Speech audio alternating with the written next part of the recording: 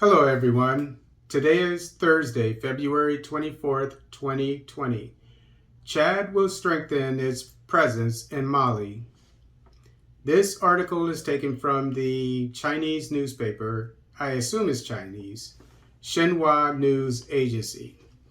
In agreement with the Malian authorities and the United Nations Multi-Dimensional Integrated Stabilization Mission in Mali, Chad will strengthen its military strength in northern Mali, the president of the Chadian Transition, General Mohamed Idris Deby Itno, said in an interview published Monday evening by public television. I'm assuming that this is the son of the president of Chad that was assassinated maybe a year ago. I don't think it was quite a year ago, but let's say a year ago. When you think about it, if any African leader is assassinated, I'm not going to point my finger at anybody, but no, I am. It's probably the West probably has something to do with it. Which, of course, I do not like because of the record of the West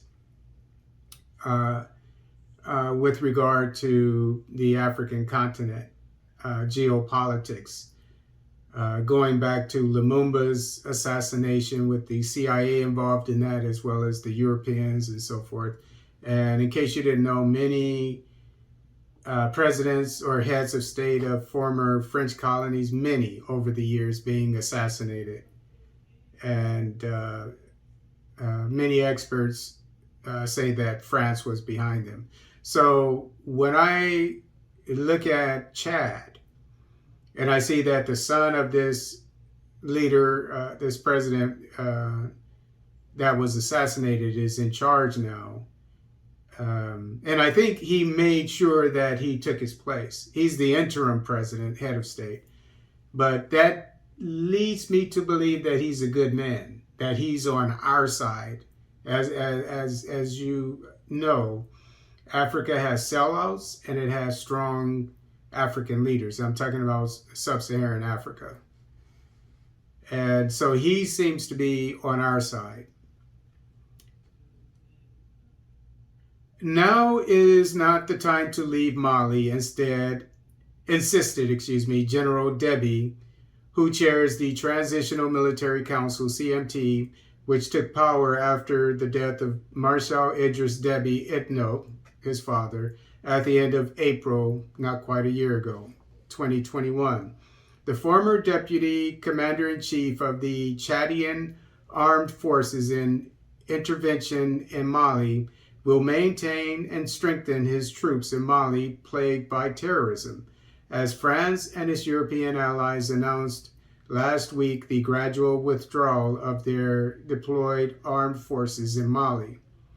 And so he was the commander-in-chief of the armed forces of Chad. So now he's the acting president. And I want to bring up that, and this is interesting because when I think of Chad, I always think of Niger and vice versa, because they look like twin nations. And they seem to be completely different from each other, politically speaking, because it seems that this man here is a true African, is a Pan-Africanist, whereas his neighbor in Niger is a sellout. As far as I can tell, I don't know for sure, but as far as I can tell, he recently took in the French troops that left Mali, that Mali kicked out of the country, and he's an Arab. Arabs are I don't think even 10% of the population of Niger. The former deputy commander-in-chief, I think I mentioned that, I went over that. As of December 2021, the CMT had decided to return 1,000 additional men to Mali to reinforce the contingent of 1,450 soldiers stationed in the Anguilhoc region in anticipation of the announced departure of French soldiers. 5,000 other Chadian soldiers are part of the G5 Sahel Joint Force active on the Chad-Niger border. Chad remains one of the it's redundant, but one of the major players in the fight against jihadists in the region. And you know, just to put this in perspective, the French troops that were in the north, where the insurgency is all throughout the north and northwest of Mali, but there's part of it going towards Mauritania, which is on the border of West Africa. So that's to the west. But the bulk of it is bordering Niger in the Sahel, in the heart of the Sahel. And this is where I'm assuming that the Chadian soldiers reinforcements will be sent. But it tells you something about both of these heads of state. The one in Niger, he's taking in the French, and they're going to be near where they were, but on the other side of the border in Niger. Whereas the Chadian head of state will send his troops to the area that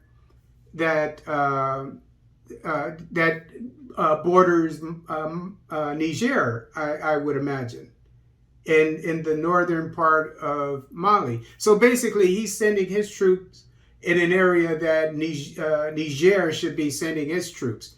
And to hell with the French troops, they can go home.